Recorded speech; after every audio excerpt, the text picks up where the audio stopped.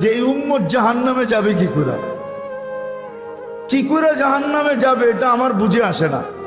আমি তো কোথাও টোকায়া পাই না এই উম্মতে জাহান্নামে যাওয়ার সুযোগ, কোনো রাস্তা দেখি না যে এই উম্মত জাহান্নামে কি করে যাবে। কিন্তু তারপরও যাবে, এটাও সত্য। তারপরও হ্যাঁ, তাহলে বোঝা গেল ওর মতো হতভাগা কেউ নাই, এই উম্মতে জাহান্নামে যাওয়ার কোনো সুযোগ নাই।